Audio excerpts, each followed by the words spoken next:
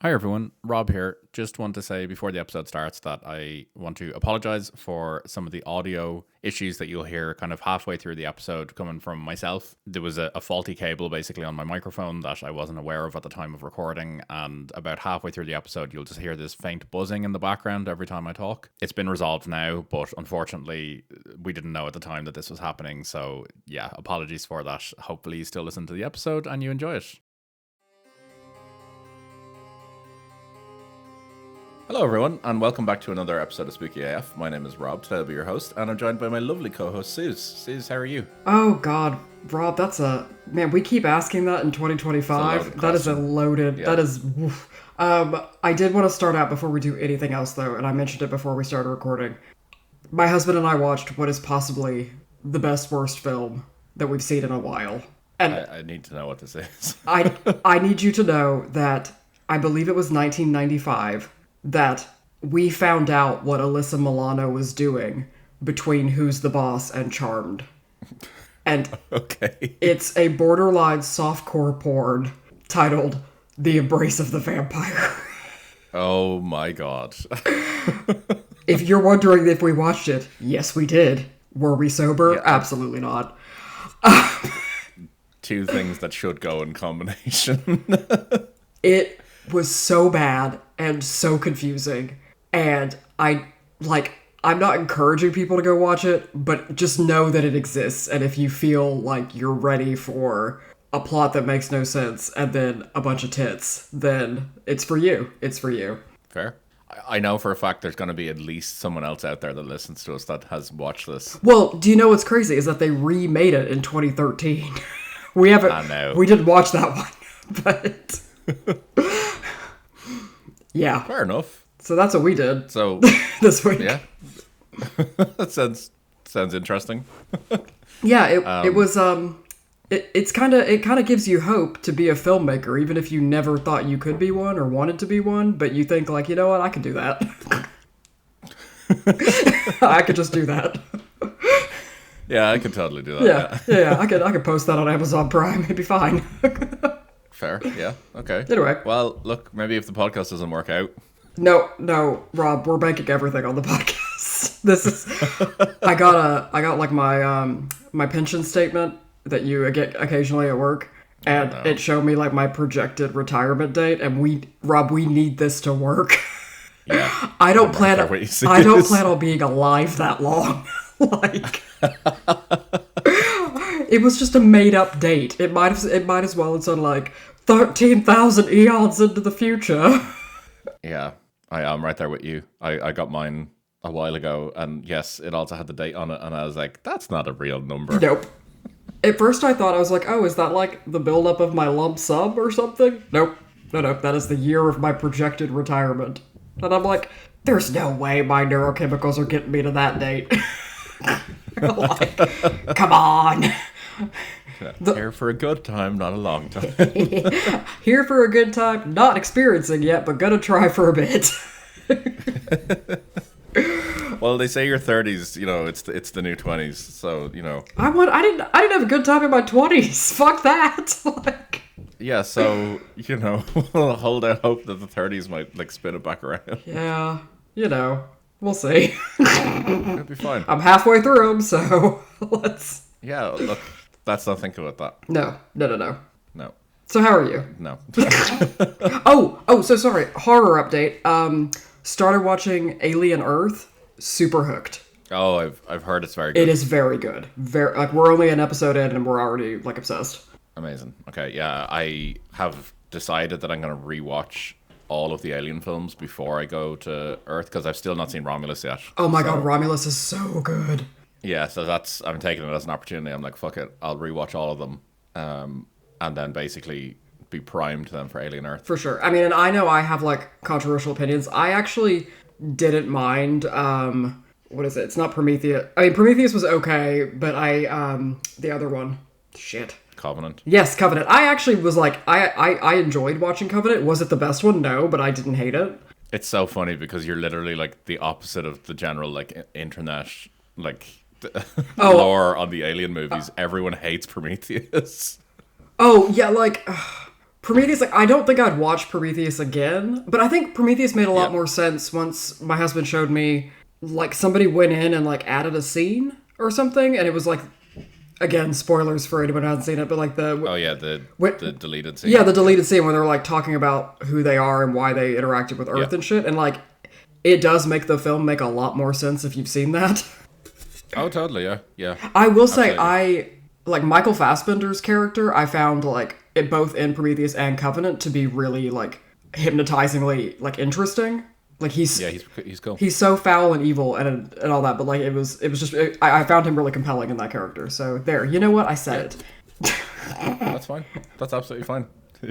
You're allowed. I don't know.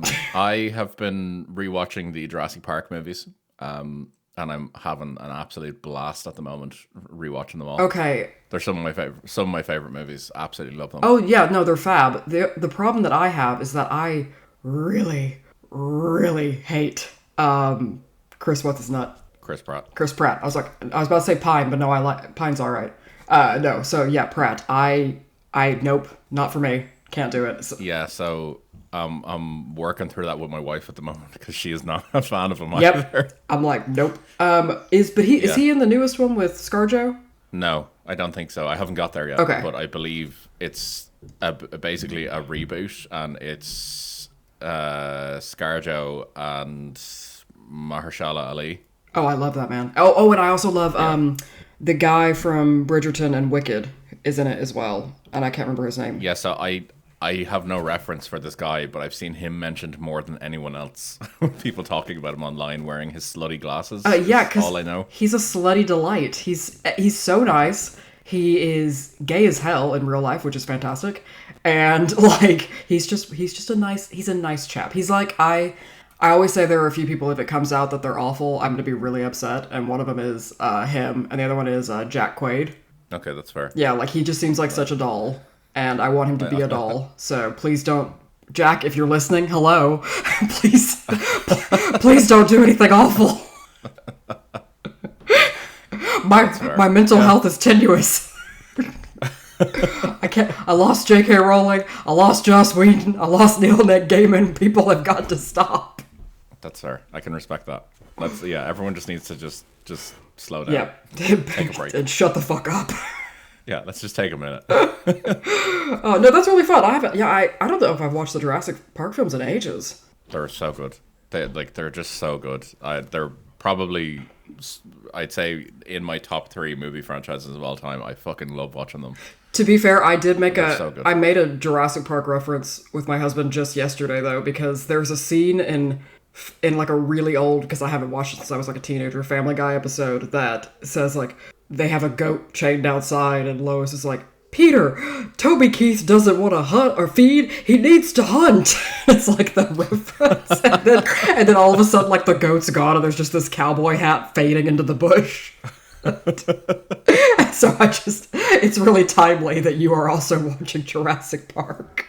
Yeah, they're so good. They're just so good, and it's been timely for me watching them as well because we recently got a new puppy, and it's been fun. But I've realized that she's effectively a velociraptor.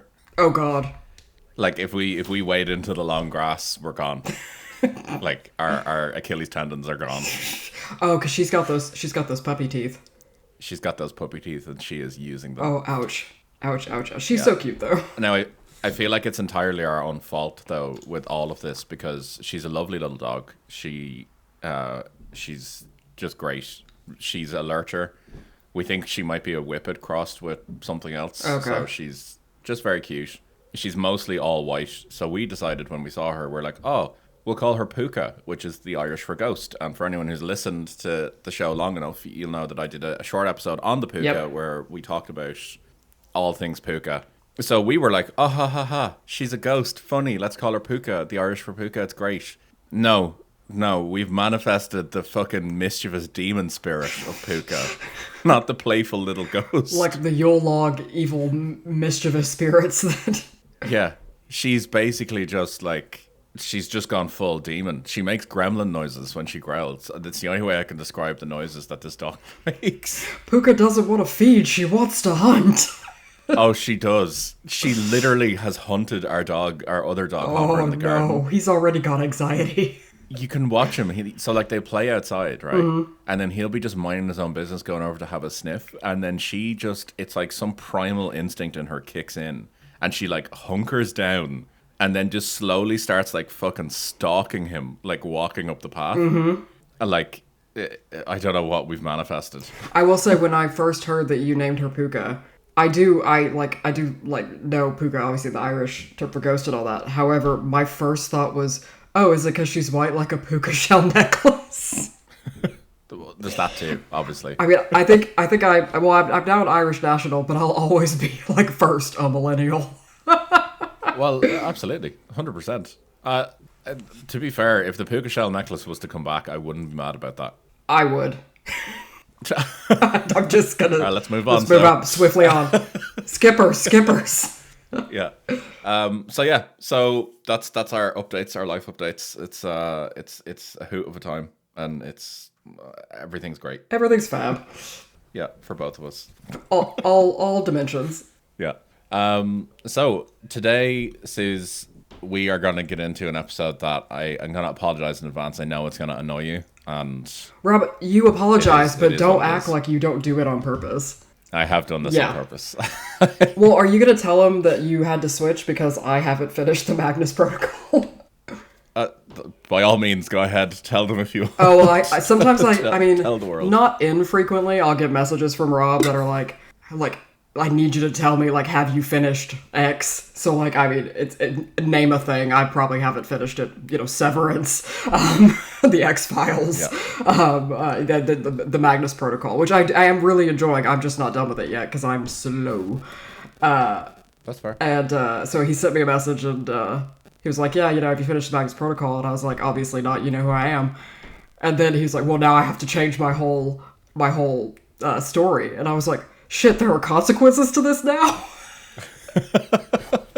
You need to learn. Yeah, I was like, damn, there are actually ramifications these days. It used to just piss you off. No, basically, your answer, I was trying to decide between which of the two I wanted to use today. Yeah.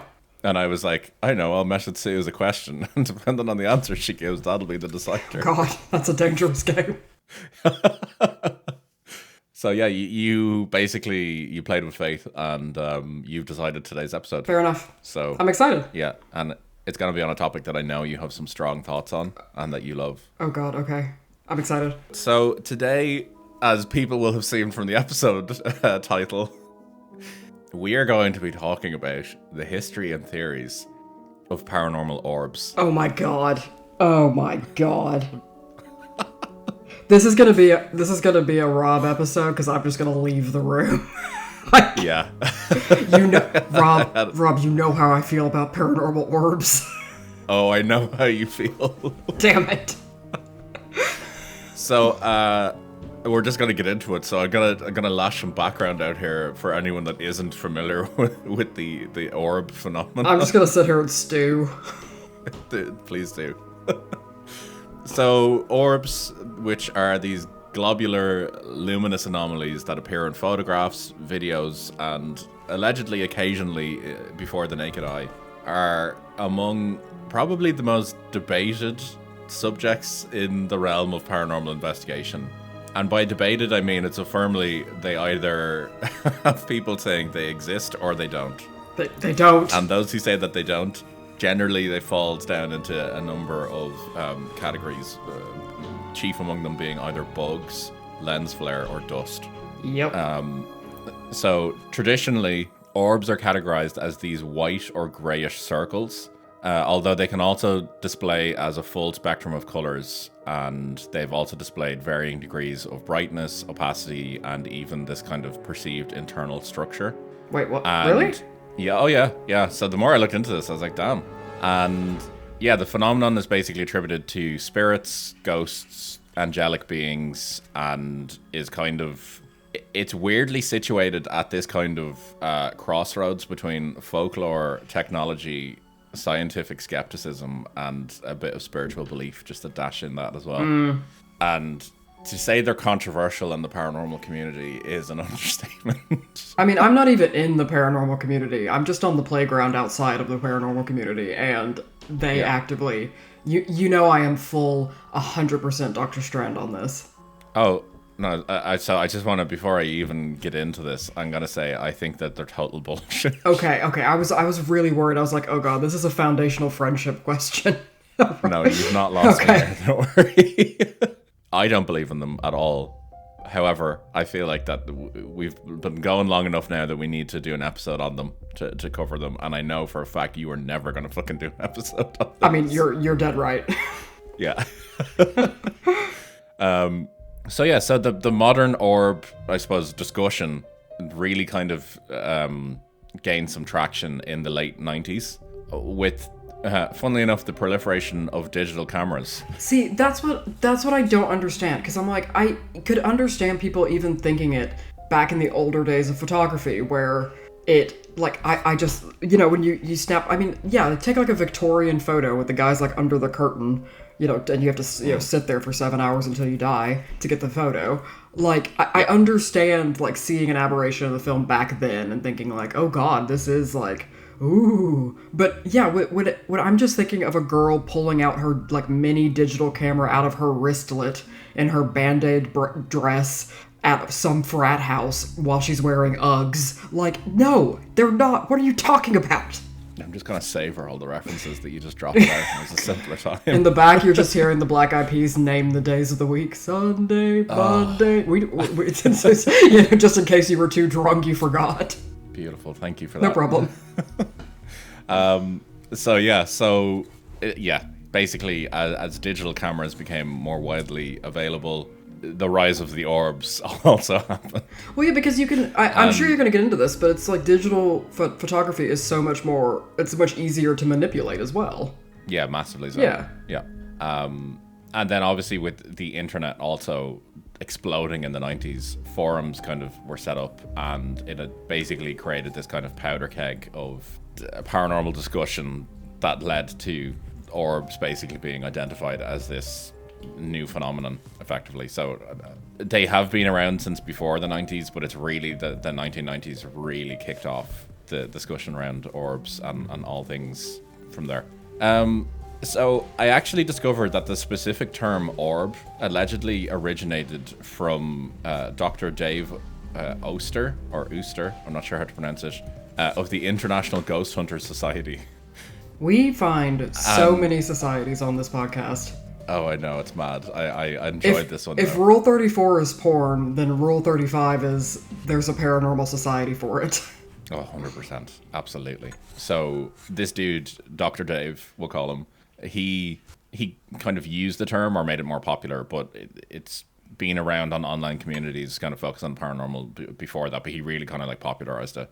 And just because they clearly just wanted to, in the UK, they decided to, rather than use the term orb, the term light anomaly was the one that gained prevalence in the UK. And it was particularly in programs like Most Haunted that came from. Right. So it kind of like broadened the orb definition to also include visual effects that were seen in video footage and things like that as well. So again, leaning more into artifacts that show up on digital cameras and things like that. As someone who suffers from migraines that have like auras with them, I'm like, it's not an orb. You need you need codeine. You need ibuprofen. Yeah, have a Snickers and lie down. Yeah, I completely agree with you on this. I'm fully on board. So the appearance of orbs in digital imagery kind of sparked this excitement and controversy around it, with paranormal believers kind of saying that orbs were this tangible evidence of some unseen spiritual realm, while skeptics basically countered with explanations rooted in the optics in the camera design, environmental conditions, all these sort of things. And yeah, it's basically, as I said, it's one side against the other, effectively. Yeah. And naturally then, the media has kind of dipped its toes in and out of this as well. Famously, I suppose, in the UK, the TV presenter Noel Edmonds, he claimed that he saw orb manifestations of his deceased parents I don't know how he knows they were Well, his I was deceased like, parents. were his parents I did not look were into his this any parents further. spheres? Like, I need to know. They're the sphere people. I mean, I feel like he's fat shaming his parents. Maybe. Who are we to Who know? are we to know? He must have been really triggered by that Sony ad from a few years ago, the one where they dipped all those bouncy balls in San Francisco. Oh yeah, I remember that. He must have been like, oh my god, it's the Orbs. My parents. Mama, Papa. So it's mad. Now, I've talked about the digital a lot, but just to also acknowledge there's some folklore kind of traditions around this as well. So famously, we have the Will-o'-the-Wisp. Yep. There's also corpse candles in Wales, which I really desperately want to look into more. I feel like Corpse Candles is definitely the name of a black metal band. Oh yeah, and it immediately makes me think like, if you're in Wales, you're just gonna be walking and somebody's gonna be like, "Don't fall down there, or you'll make little lights of your own," like Smeagol exactly. style. Yeah. That's exactly what I was thinking. And yeah, there's also been ghost lights in cultures worldwide, which we've actually talked about some of them. Oh yeah, well we talked about ghost lights, or well, some kind of paranormal light, even way back when I was doing the Marfa lights. Exactly. Yep. So Marfa's gonna get a little call out today, Nice. a little mention at some point. Yeah. But yeah, so there's kind of some folklore there. There's some other bits and pieces that kind of sit there. Lots of scientific explanations, particularly around the kind of lights seen outside, which we talked about in Suz's episode, around things like swamp gas being one of them, the kind of build-ups of like pockets of gas exploding, ball lightning, all that sort of stuff. So there's plenty of explanations there as well. So it's actually kind of an interesting topic when you look at everything that Orbs have kind of like pulled in. Like the people who believe in Orbs are really like clutching at straws, and they're trying to pull in as much as they can. Well, 'cause like, into this. okay, this is, I mean, don't clip this, but like everything's an orb. Like the sun is an orb. You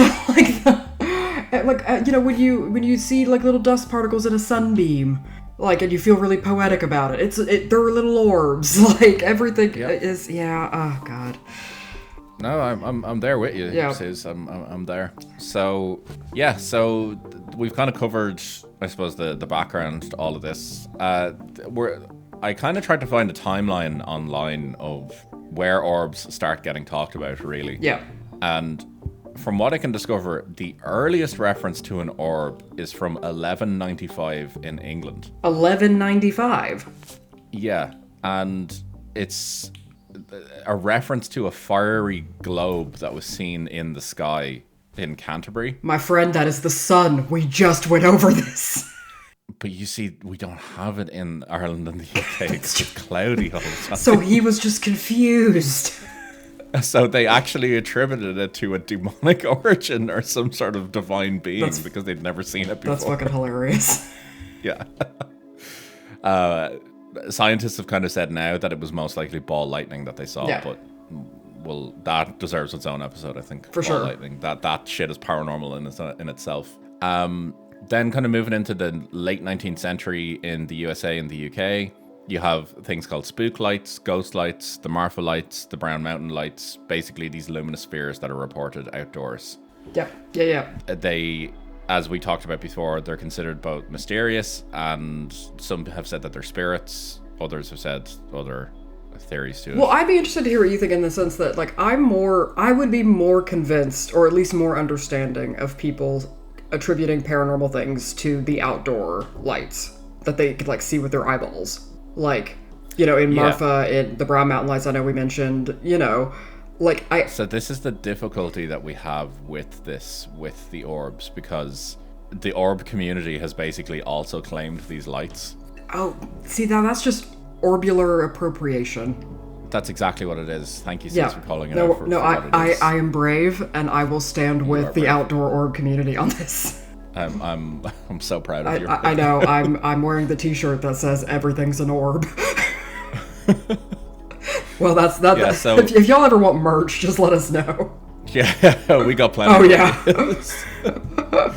But this is the weird thing that we have with orbs, and it's a really difficult thing to kind of cover in the sense that there's the natural phenomenon, which you can literally see with your own eyes. Yeah. And then there's the not, which is mostly seen in photographs, which people don't see.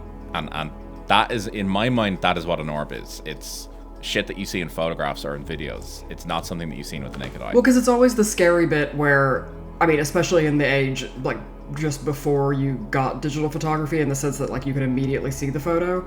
I'm thinking of, like, you know how there were, I think, digital cameras that didn't have a screen, though? So you had to... I remember we used a digital camera once in the... this'll date anybody in the 90s. Like, I was in the Gifted and Talented program, which is like a neoliberal nightmare. But anyway... Nerd. Yes, I know. But in the camera, like, the camera, you had to put in a floppy disk, like, into the side of the camera, and then you could go take a bunch of pictures. And then you put the floppy disk in a computer, and then you saw the pictures. Yeah, you transported me back in time there. Thank you for that. No problem. But, like, I think that there's... I did have a point. That wasn't just, like, a random callback. Although I am Sue's deep cut last name. But, no, I was... sorry. But I'm just thinking, like... with like, it's always the thing in horror films, like, when, like, the photo gets, like, uploaded to the computer, or it gets developed, and then you see something, and you're like... That wasn't there when we were standing there, though. Because, I mean, that's the end of Insidious. It is. Like, the first Insidious film. Oh, God, okay. Yep. Yeah, all right. Anyway, continue. I'm just red stringing over fine. Here. Yeah, that's fine. You've talked yourself into it now. I know. Yeah, here we are. I think you believe in them more than I do. Hey. Don't do this to me, Rob. So... Looking then at, I know I talked about digital photos and things like that, but just to acknowledge that allegedly the earliest orb photograph is possibly from 1907. Oh, and okay. I saw this mentioned in the Journal of Research into the Paranormal. So it's a May 2007 edition of the journal. Okay. And the title is Testing Orb Zone Theory. Testing Orb Zone Theory. Yeah, and it mentions how the earliest was seen in 1907 in a photograph. So, you know, it's seemingly very, very, very, very rare, but just to acknowledge it wasn't the first photos appearing in the 90s. So then, as I said, the internet kind of takes over, digital cameras become available, places like Reddit come around, and it just kind of explodes. You have TV programs then like Most Haunted that make it even more popular, and then all the other bits that come out then, like... Well, I mean, an orb on video is the kind of start of, like, the infamous Travel Channel American ghost hunting show, Ghost Adventures. It's like they're somewhere in, like, Nevada, I think, or something, and they're in a basement, and they claim there's, like, an orb that goes by the camera, and then, like, a brick flies across the room. Yeah. And, like, that's like, the whole... That wild. Like, they did that as kind of, like, a lark, and then that then became their career afterwards, was, like... Jesus Christ. Yep. Okay. Yeah, and then places like YouTube and other kind of video platforms have just skyrocketed the I suppose the knowledge of orbs as a result, because everyone is a paranormal investigator now on YouTube. That's also throwing shade at ourselves, by the way. We're not investigators. We're sassy commentators. We're just conversationalists. Yeah, I'm just asking questions. So that's kind of we're looking at our timeline there. So it's orbs are just kind of this weird phenomenon, and it wouldn't be a Rob episode without me also acknowledging that there now in recent years has been the orb community has tried to take over the UFO UAP communities, and a significant number of UAP sightings that UAP is the new term for UFO. It's unidentified anomalous phenomena. The orb community have basically said that these are like modern orbs, effectively, and that you can see them outside, and they're basically like, oh, UAPs and UFOs, they are orbs. It's all connected. It's all the one thing. Well, then they stole my fucking shirt idea. Everything's an orb. But I think... Everything, exactly. But, okay, so are they saying it... Because I know that, like, people in the UFO community are often, like, you know, they're, like, the saucers, and then they're, like, the cigar-shaped things and all that. And so now they're just saying, like, light? Funnily enough, they're, like, still left as UFOs and unidentified. No, there's, like, been a recent trend in just, like, lights being seen. Right. And, well, I suppose it's not recent, but they're becoming more popular, that just these lights being seen. They're drones. Like, let's call it for what they are. But people are seeing lights in the sky that they can't explain, and they're calling them just lights, basically UAPs, and it's confusing people. And the orb community now have said that this is evidence of orbs existing. Right. Yeah. Okay. I know. So I'm gonna delve into some juicy paranormal theories on orbs before we get into the more clear-cut explanations firmly in the scientific realm. Right. I'm here.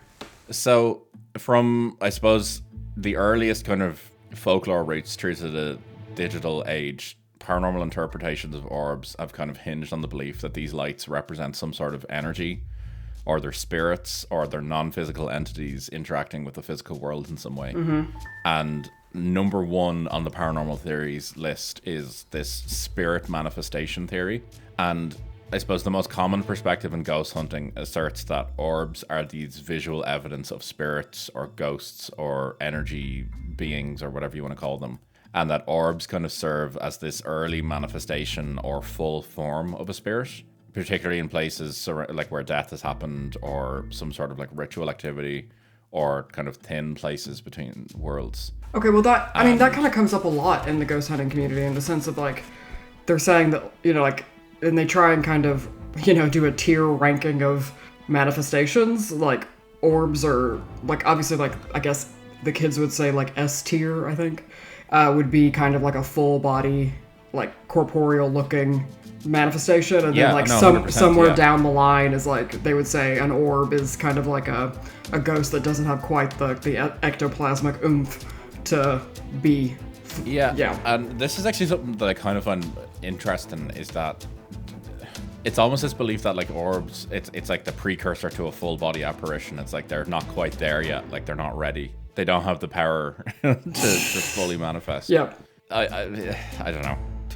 Well, I mean, because then that even leads to, I think it's just all part of capitalism, because then like those ghost hunters buy that like EMF emitter things to like give the ghosts power to actually manifest it. But then I'm like, what if I want to be an orb? Let me identify as an orb. Fuck off.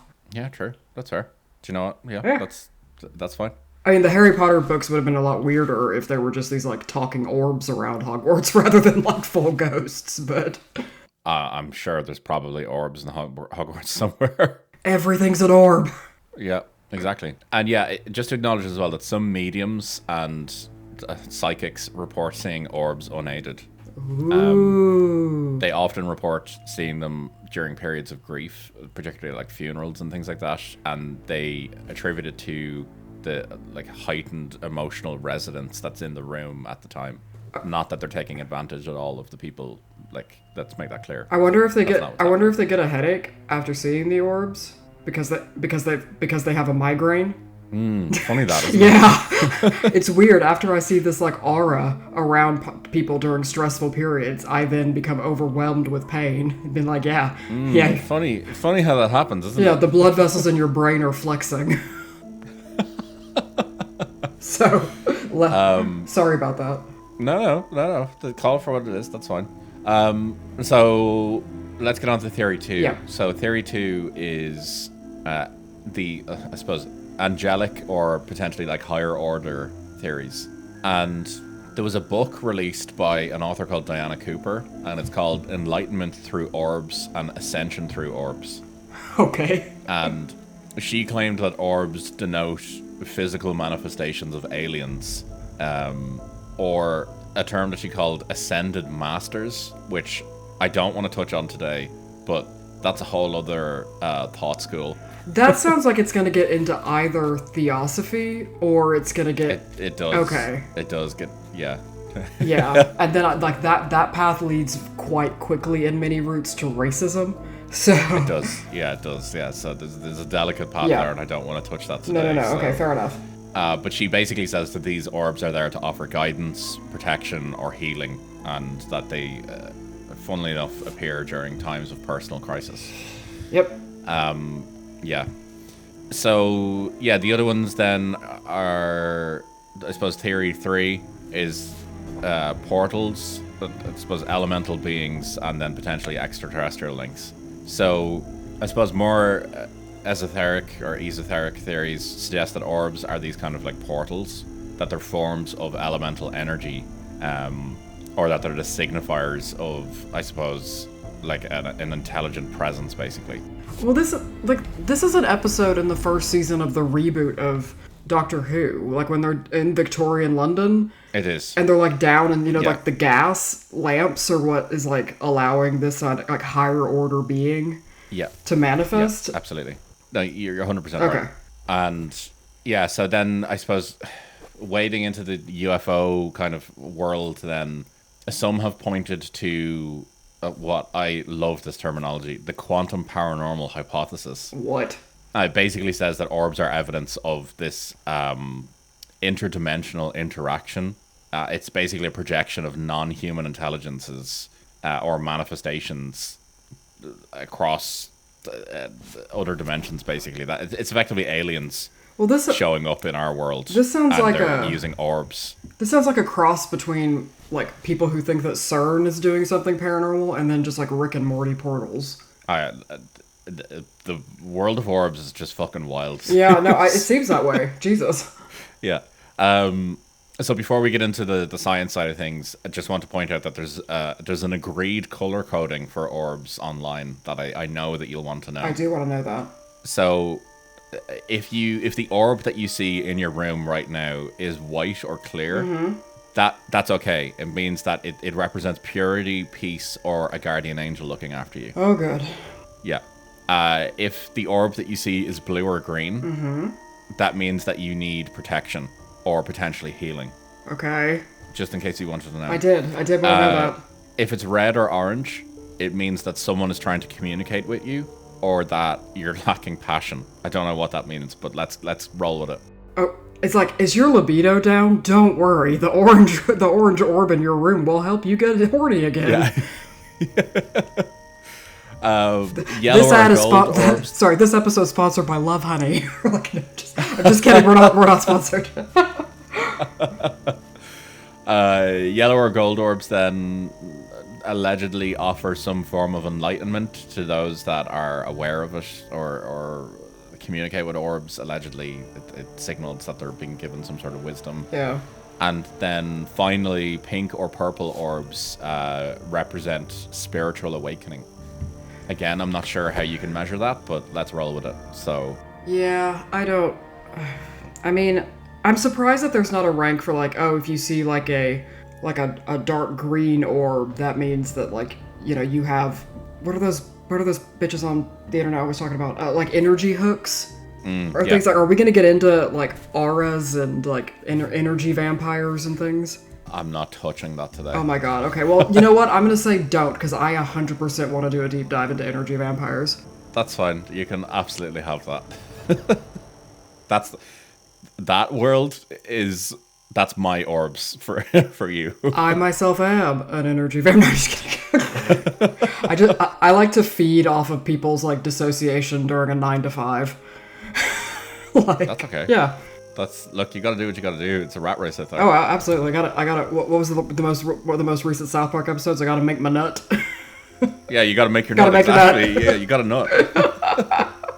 Okay. All right. So we've done. All right. We know what colors the orbs mean. What's our next step, Rob? Yep. Science. Okay. So wait. So the colors, like, so that's if I see orbs with my eyeballs. Or in photos. And things like that. Yeah. Okay.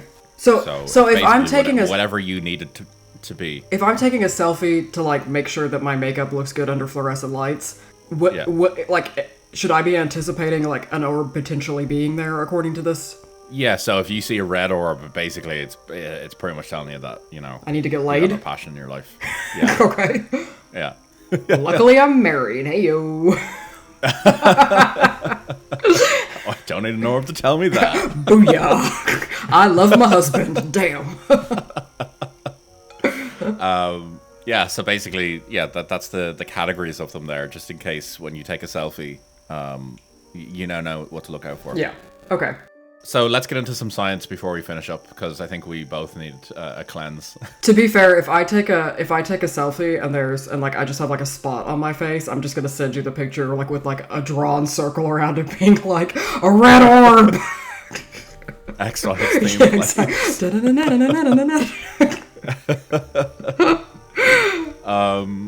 So let's look at some scientific theories. Okay. So the number one here is camera optics. Yes. So scientists have pointed heavily to camera design being an impact on all of this. So the widespread adoption of compact digital cameras with smaller sensor chips Yep. and close proximity to flash to lenses has basically radically increased the depth of field. So it's kind of the area in front of the camera where objects are nearly in focus. Yeah. So this has also brought airborne particles like dust, pollen, even water droplets closer to both the lens and the flash, forming what scientists have called the Orb zone. I mean, into the Orb zone. Which I just love. So basically, yeah, they're saying that because the flash is closer to the lens, you're going to pick up these things in your photos. That seems really reasonable. 100%. And then when the camera's flash illuminates these airborne particles only a few centimeters from the lens, light is reflected back to the sensor as this bright, unfocused disc, or, as we all know it now, an orb. Yes. Yes. And professional photographers actually refer to these as circles of confusion and have basically long recognized them as this routine artifact that just comes out in photos. So much so that the major camera manufacturers out there, like kind of like Sony Like and Nikon and stuff, or Nikon or whatever. yeah, Canon and all them, or particularly Fujifilm actually, they've actually updated their user manuals to actually like address this, the white orbs as technical camera artifacts. So they've actually like gone like, yeah, no, these are, you will see these in your photos if you're not using the camera basically correctly. Also, I feel like a lot of, I could be making this up, but I think I've heard that a lot of apps or like software for photo editing will like, in many cases, based on certain settings, will just automatically get rid of these. Because they're just like programmed to see them as these artifacts that need to be removed. 100%. Yeah, that's it. So yeah, it's just basically scientists are just pretty much saying like there's literally nothing to see here. Like, yeah, you'd have to go into settings and be like, no, that's my Aunt Thelda. Leave her alone. No, exactly. Like it's just dust. So the Association for the Scientific Study of Anomalous Phenomena, or ASAP. I love that. It's amazing. They have done extensive experiments and they've basically confirmed that orbs can be reliably generated by either releasing flour, cinnamon, or talc into the air in front of a camera in low light setting with no, obviously, paranormal component required. I do like that they basically, they saw the cinnamon challenge and were like, I wonder if this would work. Exactly. They saw some teenager like hacking clouds of cinnamon and they're like, wait a minute. Yeah, we can do that. Yeah. So they've basically gone like, here's some objects like flour, cinnamon, talc of varying different like density, and thrown them up into the air, and it's basically, I suppose, mimicked, dust in the air. Yeah. And they've pretty much consistently generated these images, like quite consistently. To a point that they were like, yeah, these don't exist. And that makes sense. So what does is there a response, sorry if you're getting to this, like a response from the orbular community? Kind of, but not really. They're kind of just like, no, we know what it is, and we're happy in our knowledge that they're ghosts. Okay, fair enough, whatever. Like, yeah, it's kind of, that's it. Like, I would say I don't want to yuck their yum, but at the same time, that this podcast is a lot of just yucking people's yums, so... Yeah, some yums deserve to be yucked. Another t-shirt right there. Yeah. Some yums deserve to be yucked. It's true. And, yeah, so you'd actually talked about the... I suppose the color variations. Yeah. So the appearance of colored or oddly shaped orbs pretty much consistently can be traced to lens aperture shape or the like vignetting in digital images and things like that. So like a lot of people have said like depending literally on the shape of your lens, it can actually drastically change. Yeah. Like size, shape, variation of color, things like that of these artifacts that are in there. So, you know, it all makes sense. There's orbs that people have called tailed orbs, and it's basically just these like stretches of light basically going across a photo, and it's basically an orbiter trail. And again, scientists have pretty much conclusively said that these are caused by moving particles, insects, raindrops that are basically traversing that orb zone that I talked about during longer flash exposures. I will say, I think a lot of ghost hunters, like because of the places they tend to investigate, I think it a lot of times ends up being bats. like small, bats. Small fruit and it's bats. also in low light. Exactly. So it's also in low light areas. Yeah. Which nicely goes into my next point of camera settings. Ah.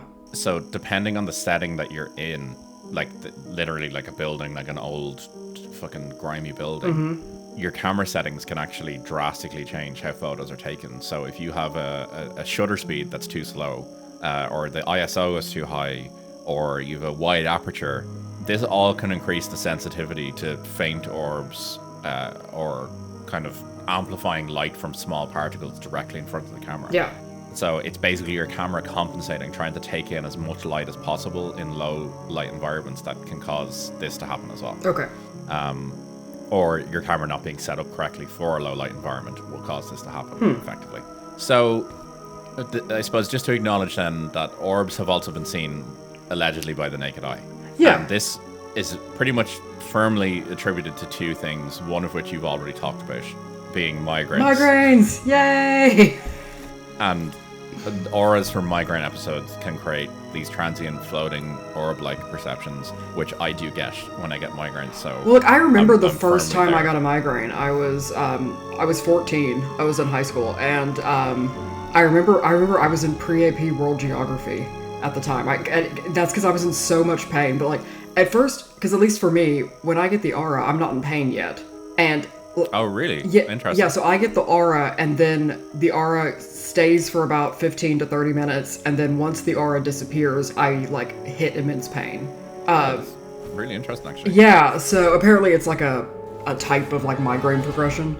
But Yeah. anyway, so I remember sitting there, and yeah, I was looking, and I was like looking at the blackboard, and I just noticed that like in my right eye there was just a whole like bottom kind of like half of my vision that was like shining and clearly like transparently. It's almost like Fruitiger Arrow looking bubbles, almost like bubble kind of film, and it was shimmering and moving, and I was like, Jesus Christ, what is that? So I kept blinking really weird and all that, and then like finally it went away. I was like, oh, thank God for that. And then I was just hit with the worst pain I'd ever been in.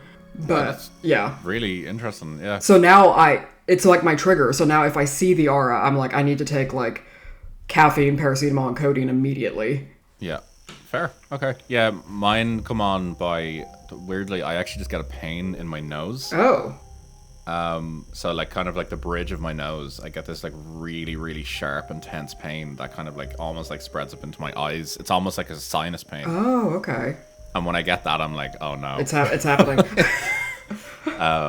But I've only ever gotten the auras when I'm like in the depths of a migraine, like in the throes of it, like so. You know, I've gotten auras in dreams and woken up with a Oh migraine. shit, that's no good. No, because like I clearly remember this has happened a few times. Like I'll be in like the middle of a dream and I'll have an aura, and in the dream I think, oh shit, I'm about to have a migraine, and then and then I'll just wake up and be in the middle of a migraine, and it's horrendous. Interesting. Yeah. That's no good at all. No. So yeah, we've talked about migraines extensively. This is just a migraine podcast now. Yeah. Next and then week, there's cluster other- headaches. Oh god, no. I know. The other kind of, I suppose, neurological explanations could be phosphenes. So it's this light phenomena from pressure on the retina. Oh. There's also visual hallucinations that you can get from sight loss, or magnetophosphines, Excuse me. which, yes, this is electromagnetic field exposure. So I guess that is very specific to certain areas. Like I guess if there's kind of, I know old buildings, for example, can have like increased like electromagnetism in specific areas just due to like the construction of a building or something like that. There could be like faulty wiring. There could be Could this be why? think- Like, I'm just, and this is just me spitballing, but like, if like the presence or like interactions with higher EMF fields, would that not then like indicate that like ghost hunters who spend a lot of time in Yes. build like that could be the reason why they're seeing this yes, shit? yeah. Oh my god. I think that's what they're kind of getting. at. Okay. Well, here we are. So this particularly is it's particularly common apparently among individuals that have any sort of ocular disease, so just bad eyesight, Yeah. that are in high electromagnetic environments. So depending on where you potentially are, Yeah. and if you just have bad vision, you could literally be seeing these things in the open. Oh, my mom is fucked. She is, like, legally blind. Holy shit. Her glasses look like putting on drunk goggles. Well, she's so blind she doesn't see them, so it's fine. So That's it. I mean, yeah. she's really good at not seeing what she doesn't want to. She just reverse Uno those orbs right there. Oh yeah, she's got that early Gen X ability to just like shut out things she doesn't want to acknowledge. She's got that lead paint stare. Yeah, just like push it down.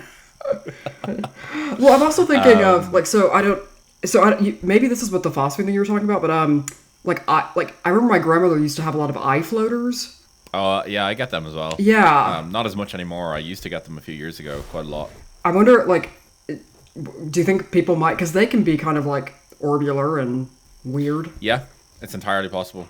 Definitely entirely possible. I would not be surprised with things, especially if people don't experience them and then all of a sudden have them. I mean, I would love to be the kind of person that would see that and think, oh god, like it's a ghost, because I'm the type of person that I see that and I think, well, there's the cancer. Thank you, because that's exactly where I am as well. I'm like, there's that aneurysm that's been building. Like, yep. This is how I go. Yep. Well, you've smelled burnt toast multiple times. I was literally just about to say, I've been there, me waking up smelling burnt toast, and it's just the piece that comes over you being like, well, I guess this is it. That's such a millennial line, the piece that comes over you thinking, I guess this is it. I will go gentle into that good night. That's apparently, so remember, it was like 2 years ago, I think at this stage now, remember the accidental nuclear alarm that went off in Hawaii? Yes, I do. Apparently a bunch of millennials were posting about it online afterwards, saying that they thought that they would be panicked, but instead they just were overcome with this deep sense of peace where it was like, I can't do anything about it, so I guess this is it. Oh yeah, no, exactly. I don't understand why. Like, I love that. I think I saw a post that somebody was like, they were watching The Last of Us and playing these other kind of like apocalyptic games, and they're just thinking like, you can just die, right? like you don't have to go through all this. You could just nope out. Because I think my husband and I were watching Man in the High Castle, and oh yeah, we watched I think like the first 2 seasons maybe, and then I dropped out of it. Like, we're on like the 3rd episode or something, and I mean, the most disconcerting thing is how many like swastikas you see about the place. But when you're watching it, but like the whole time we're watching, we're like, people know they can just die, right? Like they could just be gone. Yeah, it's not good. so back to orbs. Yeah. So then just to touch on things that you have talked about in your Ghost Lights episode, then the kind of outdoor settings, the Marfa lights, the brown mountain lights, will-o'-the-wisps, all that sort of stuff, ball lightning, they're attributed to obviously gas combustion, methane and other gases decaying in organic matter often ignite under specific atmospheric conditions that produce lights, particularly in marshlands. And if you grew up in Texas and like areas, because like Texas has like swampy areas, but then also even if you're like further out west and where it's drier and you get like there's a lot of natural gas and stuff, it like burns weird colors that you wouldn't expect. Yeah, totally, yeah. And it smells like a giant fart. Yeah, excellent. Yeah, that's what you really want. I'm looking at you, Odessa. Ball lightning, then, there are these basically spherical glowing discharges during thunderstorms. They are rare and poorly understood, but they're now scientifically accepted as being real. Okay. And yeah, that basically modern like video evidence does exist of ball lightning. Yeah. And but it does kind of differ in context and appearance from photographic orbs, but just to acknowledge it does exist. And it looks crazy. It looks wild. It's completely wild. And yeah, just then, I suppose the final nail in the coffin for the orbs here is to acknowledge that controlled studies have shown no statistically significant increase in orb photographs at haunted versus non-haunted locations. What? I know, shocking. Rob! And that the number and appearance of orbs depend overwhelmingly on camera parameters. Well, color me gobsmacked. I know. Particle densities. Yeah. And basically, all that, evidence. Well, because I think that completely disputes the claims of spiritual energy effectively. Well, it's kind of like the whole thing of like, well, if we're seeing ghosts, like, then where are the cow ghosts and the chicken ghosts and Thank you. like, Yeah, you've given them a voice now. Thank you. like slaughterhouses would just be like packed to the brim of just like upset cow ghosts. Yeah, absolutely, 100%. And fair enough. Yeah, no, I agree. Yeah, there should be a lot more of them than there are of us as well. So, like, yeah. Oh, exactly. Yeah. Well, yeah, and it's always like, why is it? It's always like this sad Victorian woman. Mm-hmm. I mean, Yep, absolutely. women have been made sad for centuries. Where are my early modern sad women? My sad cave women. They're waiting in line. They're waiting in line. Yeah. They got a ticket. Yeah, that is. I love that because it's so Beetlejuice. they're like waiting in line. Yeah, that's they're just waiting for their turn. Yep. So that kind of concludes it, I suppose. So I suppose even though there's so much substantial scientific consensus attributing most orbs or all orb appearances and photos and videos to mundane causes, there's still paranormal interpretations flourishing, and I suppose it's nurtured by this, I suppose, like myth and kind of like the like online spaces, basically. I suppose like reinforcing it. There's a lot, like, I suppose like media have reinforced it as well to certain extents, and then the personal experience, I suppose, for people online, it kind of makes it more believable, I suppose, for those that want to believe it. Yeah. And I suppose it really just kind of it just boils down to, I suppose, accepting that the orb phenomena is pretty much explained away exclusively by science. Science has pretty much decisively illuminated exactly what orbs are, but those who believe in it say that, it can't be that easily debunked, and that for every, I suppose, controlled laboratory replication, there's witnesses out there who say that what they saw can't be like recreated effectively. Like, and I'm not, I like, Yeah. I think like science has obviously like debunked this one, but I think that like, and I'm not the kind of person that's like I don't think science has to get rid of get rid of the magic, in the sense of like yeah, they're still really cool and weird, and just because you know how something works doesn't mean it's not magic. I think that's like a Terry Pratchett line or something. But Exactly. But like I do wonder what the underlying social or cultural or religious reasons for like really needing to believe this, almost like, I mean, because it's not as like anti-science as, say, someone who's like really into like anti-vax shit. But Yep. there is this kind of like, no, science can't explain everything. And I think part of that, for me, at least understanding other people in that sense, is like their just need for, like, life is chaotic and unpredictable and often very tragic. And Yep. I think if they live in a world where science makes things make sense, but they're still suffering, they need to have other things that, like, are beyond understanding. Everything is orbs. Exactly. 100%. Yeah. And if you disagree, then Then you don't get the t-shirt. you're a charlatan. There you go, snake oil. Yeah. I like the idea that we're like, if you don't believe that everything is orbs, you yourself are Sacha Baron Cohen's character in Sweeney Todd. Exactly. That is exactly what we were saying today. That should be the takeaway. That is the transitive property of Spooky AF. Yeah. So, on that note.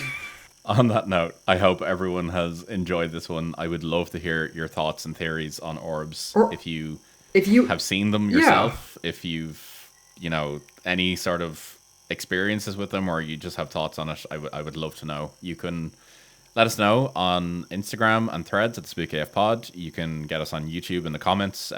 We put every episode up on YouTube. We've been getting some comments actually recently on YouTube, so it's been nice to see that activity there. Is it nice? And yeah, okay. They've all been nice comments so far. Very positive. Please. Telling us to keep up the good work. Nice episodes, that sort of stuff. Cool. Okay. Thank you. Thank you. Yeah, absolutely. And yeah, you can also send us an email if you'd like to. You can email us at thespookyafpodcast@gmail.com. Love to hear some thoughts there as well. But yeah, I hope you've enjoyed this one. I hope whenever it is you listen to this, you're having a lovely time. And we'll catch you in the next one. Take it easy, guys. Take your codeine if you have an aura. Bye.